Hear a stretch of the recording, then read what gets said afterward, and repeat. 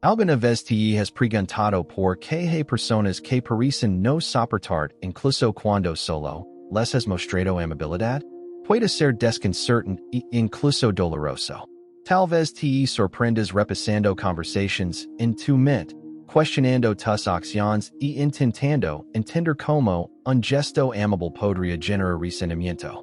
La realidad es que las relaciones humanas son mucho más complejas de lo que parecen a simple vista. While la amabilidad, por sí sola, no siempre es suficiente para evitar malentendidos o sentimientos negativos.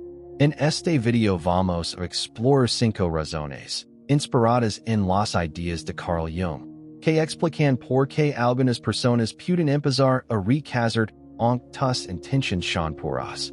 No hablamos solo de choques de personalidad. Vamos a adentrarnos en patrones psicológicos ocultos que influyen en cómo los demás te perciben y, sobre todo, por qué tu amabilidad puede provocar reacciones inesperadas. Esto no se trata de que cambies quien eres o que te hagas más pequeño para evitar que te desaprueben. Se trata de comprender las dinámicas ocultas para proteger tu paz, establecer límites saludables, y seguir confiando en ti mismo. Quizá descubres que algunas de las cualidades que más valoras en ti pueden incomodar o generar envidia en otros, no porque hagas algo malo, sino por lo que esas cualidades reflejan en ellos.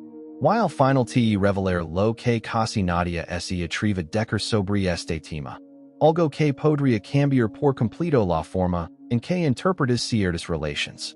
Comencemos con la primera razón, la proyección de sus propias inseguridades. Carl Jung hablaba con frecuencia de la proyección. Cuando una persona atribuye a otros aquellas cualidades que no acepta en sí misma, no se trata de quien eres realmente, sino de lo que representas en su mente. Tu paciencia, tu serenidad o tu seguridad en ti mismo pueden resultar, sin que lo busques, sus propias creencias, incomodándolos de maneras que ni siquiera pueden explicar. Imagina que mantienes la calma en situaciones de estas. Para ti, es parte de tu personalidad o el resultado de años aprendiendo a manejar con equilibrio. Pero para alguien que se siente fácilmente abrumado, tu calma actúa como un espejo que refleja su impaciencia o su temperamento explosivo. Y así, empiezan a sentirse incómodos contigo, aunque no les hayas hecho nada. Otra razón por la que alguien puede empezar a sentir rechazo hacia ti, incluso cuando eres constante en tu amabilidad, es la amenaza a su autoimagen. Jung señalaba que las personas están profundamente apegadas a la identidad que han construido de sí mismas. Esa imagen mental que define cómo se ven, cuáles son sus habilidades y cuál es su lugar en el mundo. Cuando tu presencia desafía o desestabiliza ese retrato interno, puede generar una incomodidad que rápidamente se transforma en resentimiento. Lo interesante es que este ataque a su autoimagen no require críticas ni confrontaciones directas. Muchas veces ocurre sin que digas una sola palabra negativa. Tal vez eres competente en algo que ellos consideran su fortaleza, o afrontas los desafíos con confianza mientras ellos luchan silenciosamente con la duda.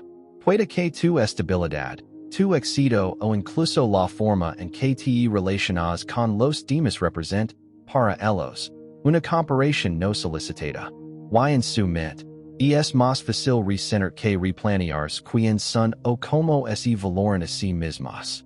A veces, esto se nota en reacciones sutiles. Cuando comparte una buena noticia y su respuesta es tibia, o enseguida la reemplazan con una historia sobre sus propias victorias.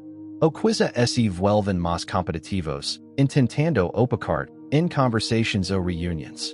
Son señales de que tu presencia despierta en ellos el temor de no estar a la altura. Lo más paradójico es que tu amabilidad pueda intensificar la tensión. Si sigues siendo cordial y solidario, les quitas la excusa de verte como un enemigo evidente. Sin ese villano, en su narrativa, Les resulta más difícil ignorar que el problema está en su propia autoimagen. Y como decía Jung, muchas personas se resisten a examinarse a sí mismas cuando eso amenaza la estabilidad de su identidad. Así, la solución más cómoda para ellos es apartarte. Debes recordar que no eres responsable de sostener la autoimagen de otra persona. No puedes encajar para que otros se sientan más grandes sin perder algo de ti mismo. Si lo intentas, acabarás erosionando tu propia seguridad. Lo más sano es seguir siendo auténtico, pero atento a cómo su incomodidad pueda estar afectando la relación. Cuando alguien te percibe como una amenaza a su autoimagen, la relación puede volverse impredecible. Pueden distanciarse, criticarte sutilmente o intentar socavarte. Reconocerlo como un mecanismo de defensa te ayuda a no tomarlo como algo personal. No eres la causa de su conflicto interno, aunque sea el espejo que lo refleja. Incluso los actos más puros de amabilidad pueden despertar desconfianza cuando son filtrados a través de la historia personal, las inseguridades o las creencias previas de otra persona. Carl Jung solía decir que la gente no ve el mundo tal como es, sino tal como ellos son. Esto significa que tus acciones se interpretan a través de su propio filtro, marcado por experiencias pasadas y narrativas internas. Si alguien arrastra heridas no resueltas o ha vivido relaciones donde la amabilidad fue usada como herramienta de manipulación, puede que vea tus gestos con recelo. Tu ayuda sincera podría interpretarse como una forma de ganar ventaja. Un cumplido genuino podría sonarles a sarcasmo.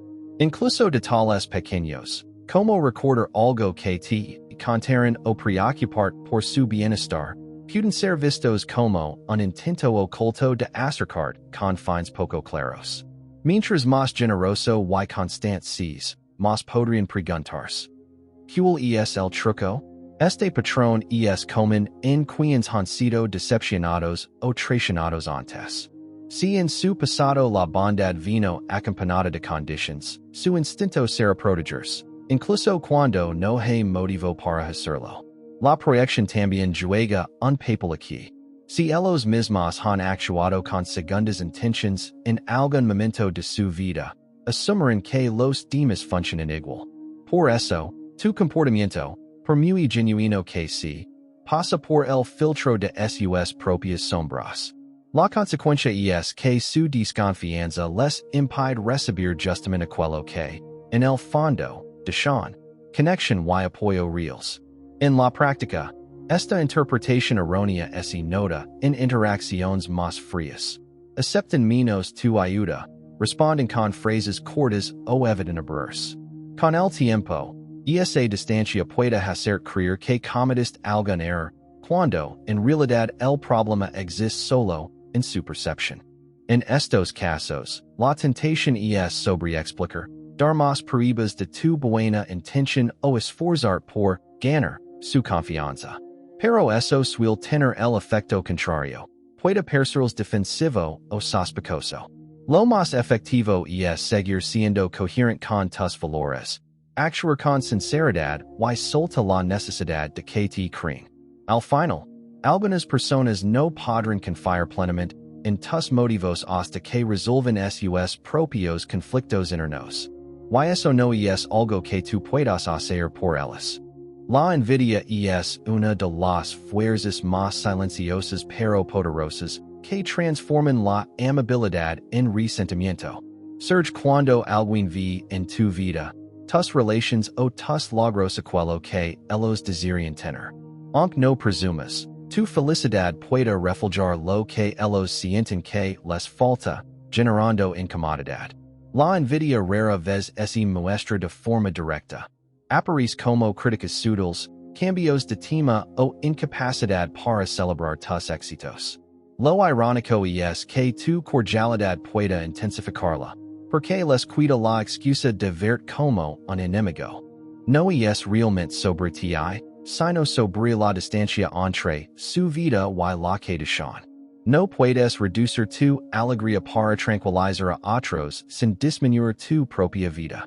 Lo mejor es ser agradecido y rodarte de quienes pueden celebrar de verdad. A veces, tu crecimiento personal es lo que incomoda. Mejorar tu salud, tu mentalidad o tus relations puede ser un espejo que muestra a otros donde están estancados. No siempre es consciente. Solo sienten molestia o defensividad al estar contigo. En lugar de inspirarse, algunos minimizan tus logros o los ridiculizan, porque aceptar que el cambio es posible implica responsabilidad. Jung lo llamaría un choque entre tu evolución y su resistencia a enfrentar su sombra. Tu amabilidad no suaviza el impacto, a veces lo acentúa. Y aquí está la verdad que pocos dicen, no eres responsable de la disposición de otros para cambiar. Seguir tu camino y alejar sin resentimiento puede ser la mayor muestra de respeto hacia ti mismo.